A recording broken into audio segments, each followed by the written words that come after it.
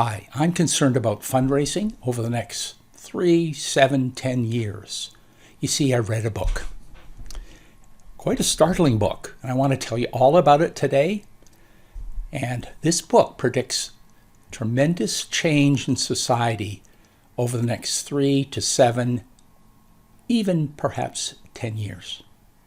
The book I read is The Fourth Turning: What Cycles of History Tell Us About America's Rendezvous with Destiny.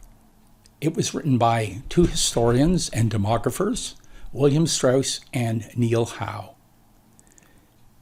It's a deep historical theory of reoccurring societal trends. The book is currently published by Three Rivers Press, New York. It's been off and on the bestseller list over the last 5 years, even though the book was written in 1997. 1997. I'm going to spend 2 videos on this. First one, I'm going to talk about the theory, the questions that brings up why I'm worried about fundraising, if you will. The second video is how we might respond the best way we can to a time of great change. First of all, I'm Ken.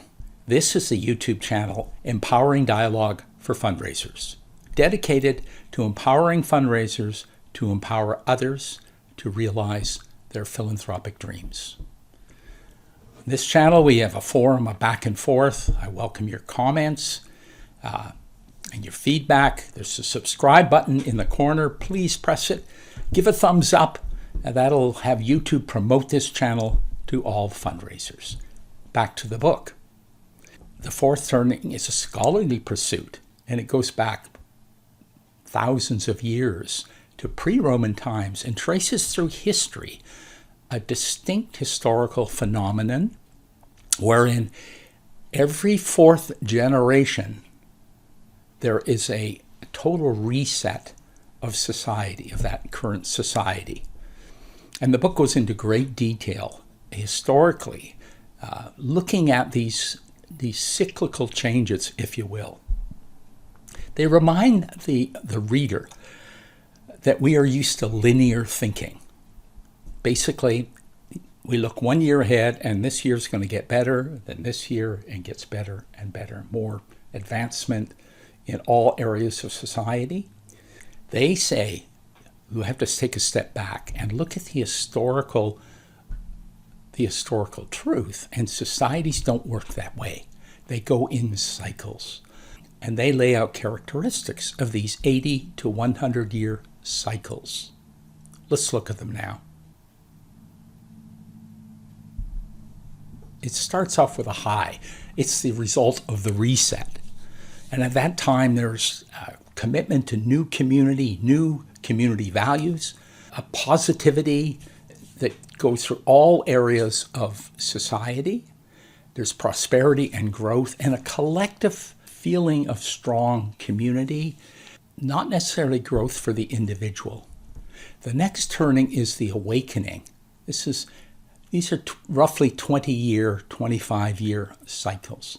They mirror a generation. The next one is the awakening, where the younger people generally start to challenge the highs ideals of community and order. There's a search for individualism, a questioning of these accepted ideals. Things are challenged. It's a time of self-expression about me. I'm important. But on the other hand, we still believe in the society as a whole, the benefits of society. We're not quite willing to overturn society. The next turning is the unraveling. Things start to unravel.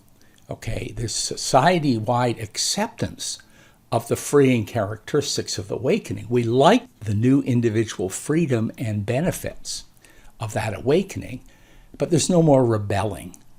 There's a practical expansion of the community as a whole, but on an individual basis, there's a growing cynicism.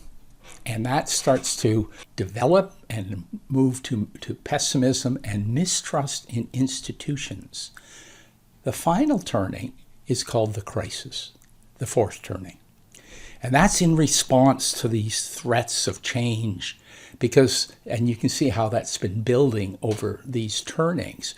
Now there's a defensive posture, a pushback, and that's very much mirrored in different generations. There's a fear, a public fear, if you will, in society. For society to function, it has to be coerced, strong government. And there's this desire. Obviously, there's a split that develops, and you can see that split. But there's generally a consensus that government should step in. People get exhausted. This time of crisis is exhausting. Everything's kind of up in the air.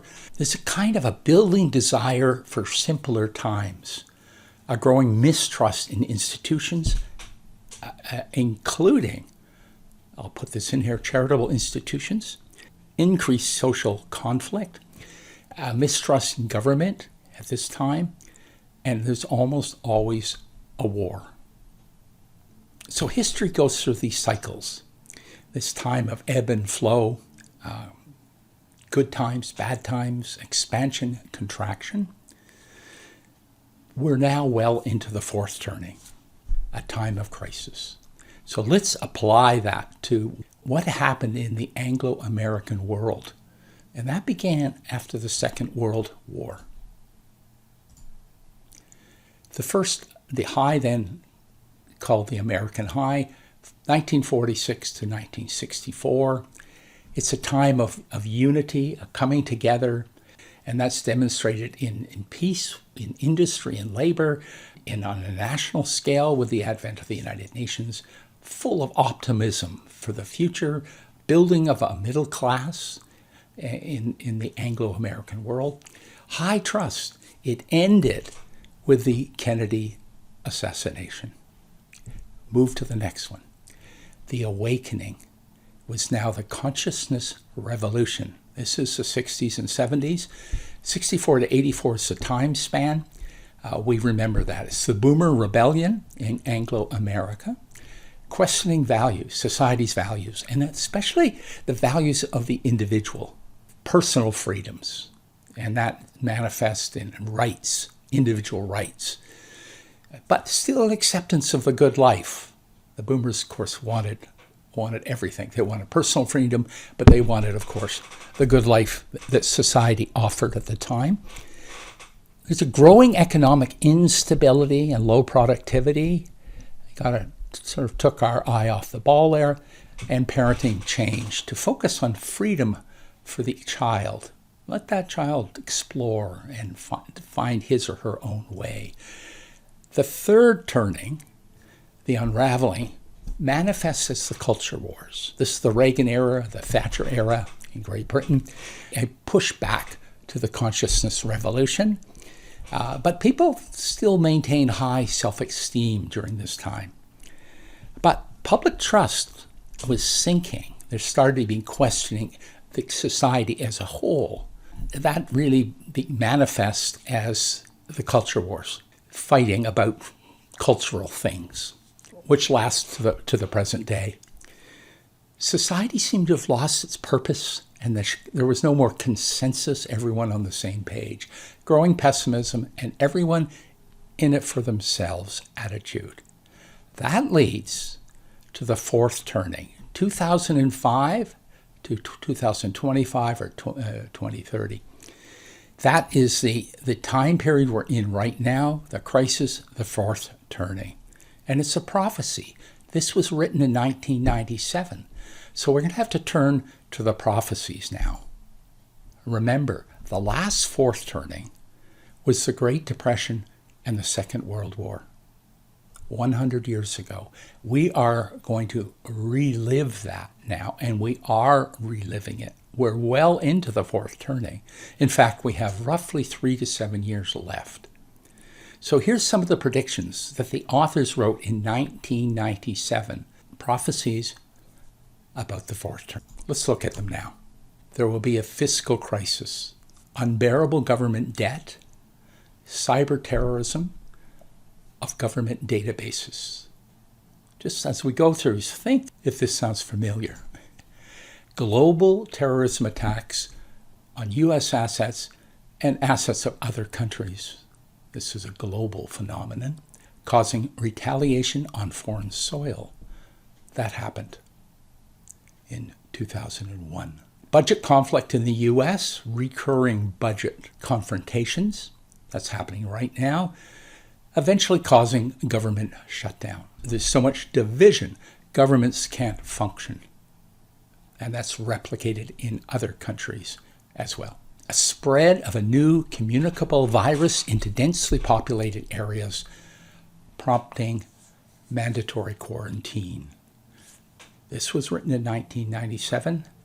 That happened 22 years later. Urban gangs battling suburban militias. Hasn't quite happened in pockets here and there, but we have 3 to 7 years left in this fourth turning. And finally, Russia expands its borders, including into the Black Sea republics. Well, that was quite a prophecy. Notice how many of these predictions have come to fruition in one form or another over the past 17 years. The authors stress they won't happen just that way, but the fourth turning crisis always has these kinds of upsetting of society in them. We're just on a big cycle here that's inevitable, and it's the inevitability that got me worried about fundraising. I ask these questions. What will American life and global life look like over the next 3 to 7 years? What will society look like as a whole? We're going through a time of tremendous change. We can't avoid it. How destructive will the crisis be for all of us? How will new institutions emerge? Things will change. What will they look like? What will the values of society be? The collective values. What new focus will emerge in our lives and societies? Get ready, we're into change. What will charities and foundations look like? This book caused me to worry about fundraising, and you can see why. We're into a time of great change. In the charitable sector, we're not always great on being strategic. We tend to think 1 year at a time, but we're into something much bigger now. This historical evolution that happens every 80 to 100 years. I ask these two questions. What does the fourth turning have to do with fundraising? What can we do now to prepare ourselves for the unfolding fourth turning that's happening before us? In our next video, I'll try to answer that. Thank you for watching. I'll see you in the next video.